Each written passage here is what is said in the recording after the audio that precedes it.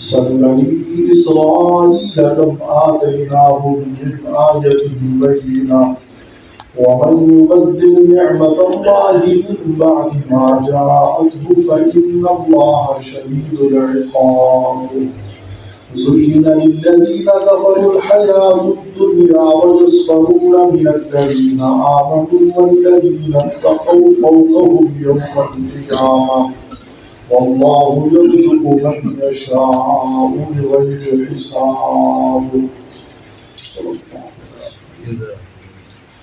سل بني اسرائیل کم آتیناہم من آیۃ بینہ، پوچھئے بنی اسرائیل سے کہ کس قدر عنایت کی ہم نے ان کو کھلی نشانیاں. ومن یبدل نعمت اللہ من بعد ما جاءته، اور جو کوئی بدل ڈالے اللہ کی نعمت بعد اس کے پہنچ چکی ہو، فإن اللہ شدید العقاب، تو اللہ اس کو سخت عذاب دینے والے.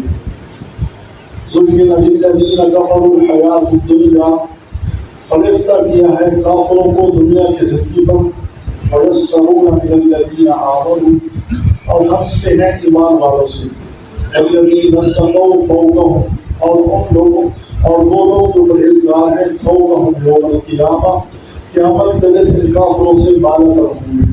فإن برابر میں ہوں گے. واللہ یرزق من یشاء بغیر حساب، اور اللہ روزی دیتا ہے جس کو چاہتا ہے بے حساب بے شمار رزق اللہ. سل بنی اسرائیل کم آتیناہم من آیۃ بینہ، اس آیت مبارکہ میں یہ فرمایا گیا ہے کہ کوئی بندہ اللہ تعالیٰ کی نعمت کی ناقدری کرتا ہے تو اللہ تعالیٰ اس نعمت کو چھین دیتے ہیں. اللہ تعالیٰ اس نعمت کو ان کے پاس نہیں رہنے دیتے. تو فرمایا کہ اس بات کو سمجھنے کے لیے آپ بنی اسرائیل کا حال پڑھیے. بنی اسرائیل سے پوچھئے کہ اللہ نے کس قدر ان کو انعامات دیے.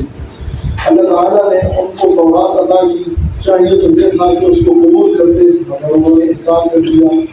اللہ تعالیٰ نے پھر ان کو حقوق کو ان کے اوپر کھڑا کر کے دھمکی دی، اور اللہ تعالیٰ سے انہوں نے کلام سنا، چاہیے تو یہ تھا کہ سر آنکھوں پر رکھتے، کہتے لگے نا ہم اللہ سے بڑا راز سنیں گے کہ یہ نبی کی بات ہے.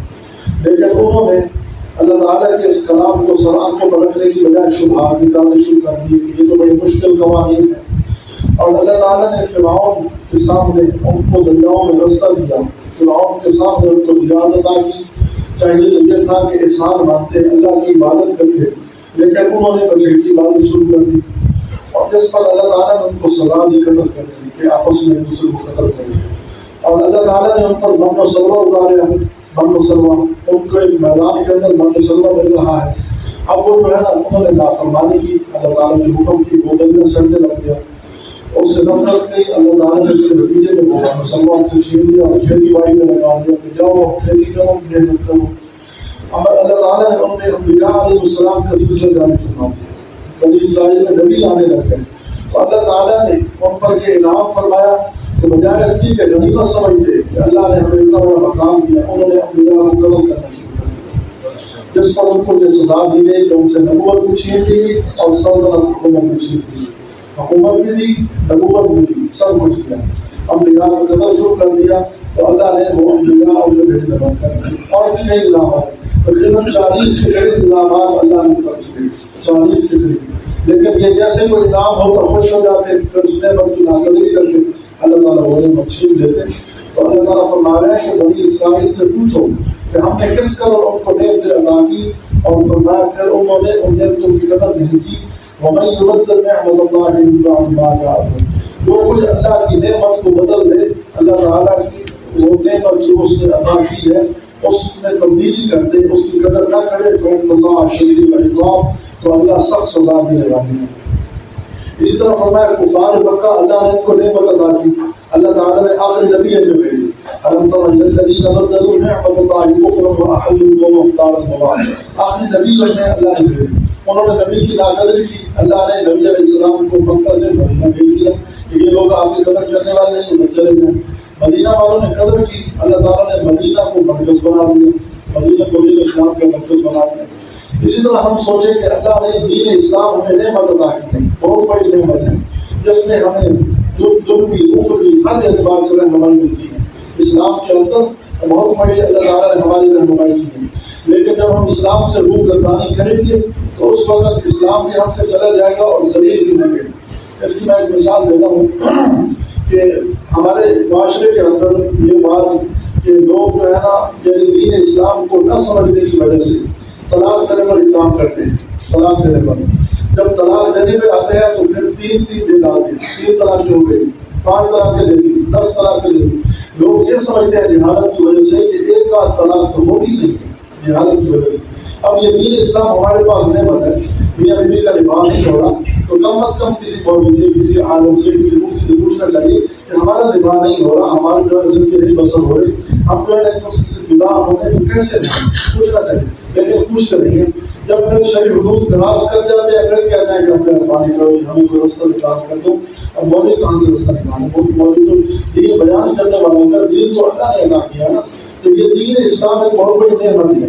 تو ہم اگر پہلے ہی مسئلہ پوچھ لیتے کہ ہمیں جو ہے نا مجبوری ہے بیوی کو جدا کرنا ہے، اس کے بغیر جو ہے نا ہمارا گزارا نہیں ہوتا، پھر وہ ایسا رستہ نکال دیتے ہیں جس سے جو ہے نا وہ طلاق بھی ہو جاتی ہے اور گھر بھی بن جاتا ہے۔ تو پھر جب وہ انسان پھنس جاتا ہے پھر اب رستہ آج حق کے پاس نہیں ملتا، پھر اور دکانیں کھلی ہیں وہاں چلے جاتا ہے، غلط مسئلہ غلط فتوی لے کر پھر غلط طور پر جو ہے نا پتہ نہیں کیا کیا ہو رہا ہے۔ اللہ معاف کرے، ہمارا معاشرہ اس میں پوری طرح مبتلا ہو گیا ہے۔ تو یہ اللہ تعالیٰ نے بہت بڑی نعمت عطا کی ہے دین۔ تو دین جب نعمت ہے اس کی ناقدری کریں گے، جیسے بنی اسرائیل نے ناقدری کی، اللہ فرماتا ہے میں نے ان سے غنیمت چھین لی، نبوت چھین لی، اسی طرح آج بھی اسرائیل کے اندر وہ ذلیل ہو رہے ہیں، ذلت کی زندگی گزار رہے ہیں۔ یہ امریکہ اور برطانیہ کا مشترکہ شامل ہے جہاں یہ اسرائیل رہ رہے ہیں، آج تک وہ ان پر ذلت مسلط کر دی، ذلت علیہم الذلۃ والمسکنہ، اللہ فرماتا ہے ہمیشہ کے لیے میں ان پر ذلت اور محتاجی مسلط کر دی ہے۔ تو یہ دین کی ناقدری کی وجہ سے ذلیل ہو رہے ہیں اور ذلیل ہوتے رہیں گے انشاءاللہ، یہ قیامت کی صبح تک ایسے ذلیل ہو گئے ہیں۔ تو دین کو جس قوم نے چھوڑا ہے وہ ذلیل ہوئی ہے، اور جس قوم نے دین کو اپنایا ہے وہ قوم باعزت بن گئی۔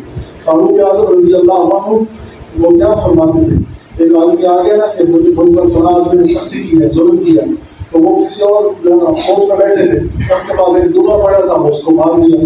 اب جب دورہ مارا بعد میں گھر گئے تو رونے لگے، نفل پڑی، اللہ سے معافی مانگی اور اپنے آپ کو کیا کہہ رہے ہیں، اے عمر تو کیسا تھا، تو چلواہا تھا، اللہ نے تجھے عزت دے دی دین کی وجہ سے، آج تو لوگوں کا حکمران بن گیا ہے۔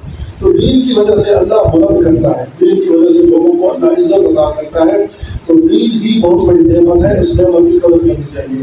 اگر ہم ناقدری کریں گے تو پھر ذلیل ہوں گے، پھر ایسے ہی جو ہے انسان زندگی میں پڑ جاتا ہے۔ تو فرمایا کہ وَمَن يُبَدِّلْ نِعْمَتَ اللَّهِ مِن بَعْدِ مَا جَاءَتْهُ، جو کوئی اللہ کی نعمت کو بدل ڈالے آنے کے بعد، فَإِنَّ اللَّهَ شَدِيدُ الْعِقَابِ، فرمایا کہ اللہ پھر سخت عذاب دینے والا ہے، پھر اس کو ٹینشن اور پریشانیوں میں اللہ مبتلا کر دے۔